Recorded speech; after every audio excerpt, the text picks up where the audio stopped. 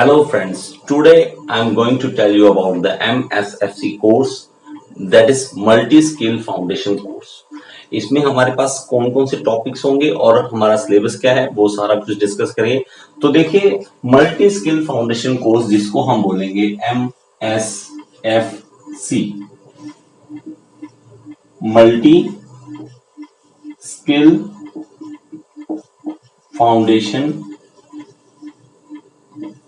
Course, तो ये है इसकी फुल फॉर्म फाउंडेशन कोर्स।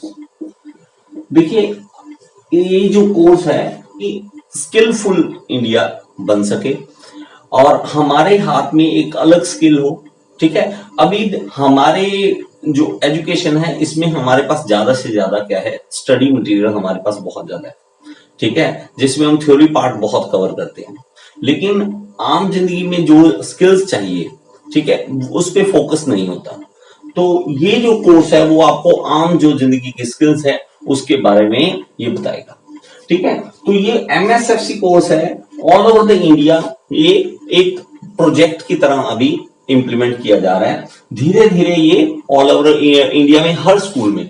ठीक है, CBSE हो चाहे ICSE बोर्ड हो चाहे वो लोकल कोई बोर्ड हो, ठीक है, जैसे स्टेट वाइज बोर्ड होते हैं, तो उसमें हर स्कूल में ये कोर्स आ जाएगा। अभी ये कुछ जो सिलेक्टेड स्कूल्स हैं वहां पे ये चलाया जा रहा है। तो मल्टी स्किल फाउंडेशन कोर्स में हमारे पास क्या क्या पढ़ेंगे हम। पहला हम पढ़ेंगे वर्कशॉप के बारे में।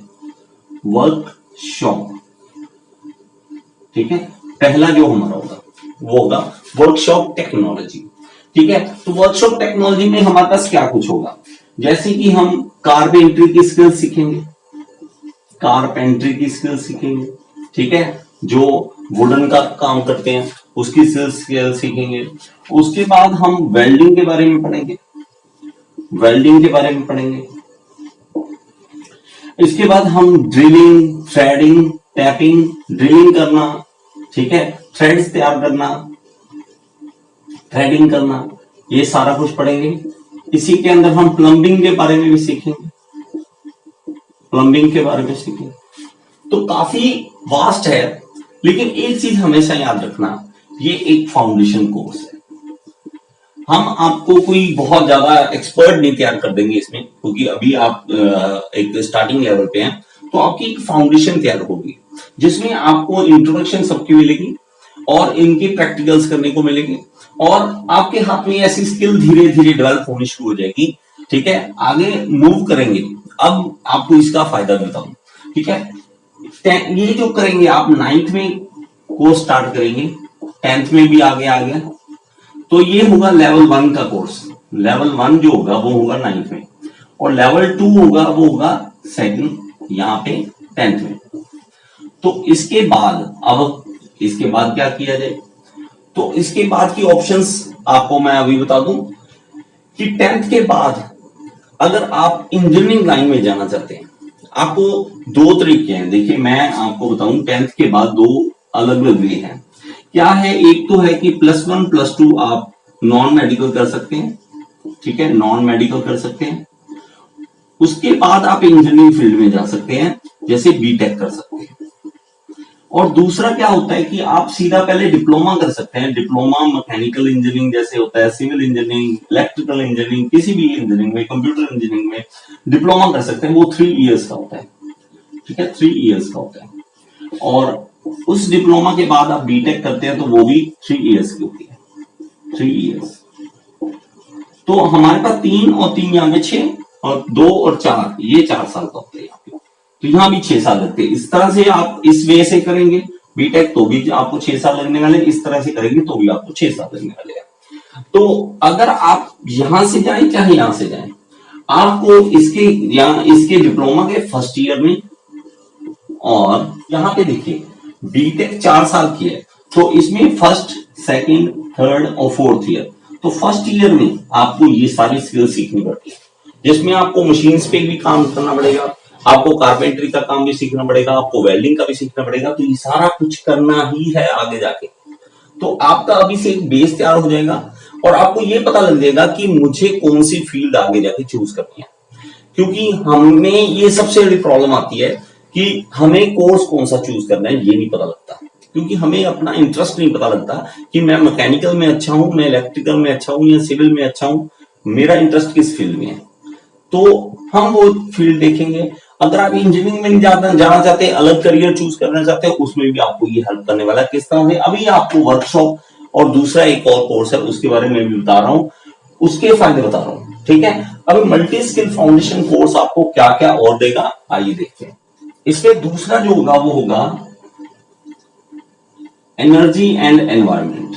एनर्जी एंड एनवायरमेंट, तो इसके अंदर हमारे पास मैक्सिमम जो कवर होगा सिलेबस वो इलेक्ट्रिकल से रिलेटेड होगा। इलेक्ट्रिकल वायरिंग जैसे करते हैं, ठीक है, स्विचेस लगाना, इलेक्ट्रिकल वायरिंग के रिलेटेड ज्यादा होगा।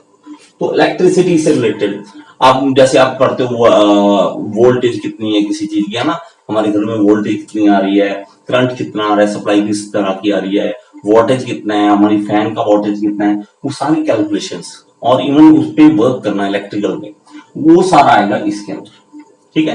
तो आप अब इंजीनियरिंग फील्ड में आप चाहे इसमें जाए चाहे इसमें जाए, वो आप कैसा चूज करेंगे यहां से आपको पता लगने लग जाएगा, ठीक है। तो इसलिए ये बेस जरूरी है। इसके अलावा देखिए ये हमारे पास जो पार्ट आ जाएगा इसको हम कहेंगे टेक्निकल पार्ट, ठीक है। ये हमारा होगा वो होगा टेक्निकल पार्ट, ये याद रखिए टेक्निकल।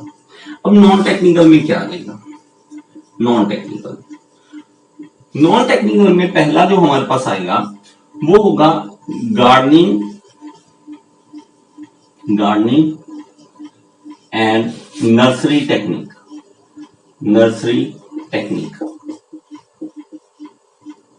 ये हमारे पास आएगा जिसमें हम गार्डनिंग के सारे मेथड सीखेंगे, ठीक है, नर्सरी के टेक्निक सीखेंगे और गार्डनिंग में अलग अलग वे, किस तरह से आप, जैसे एक आपके पास प्लांट है, ठीक है, वहां पे आपको लगता है कि फ्लावर अच्छे नहीं आ रहे इस प्लांट में, ये प्लांट अच्छा नहीं चल रहा है, तो आप इवन दूसरे प्लांट की, जो प्लांट अच्छा है जिसकी क्वालिटीज अच्छी हैं, उस क्वालिटी को इस प्लांट में भी ट्रांसफर कर सकते हैं।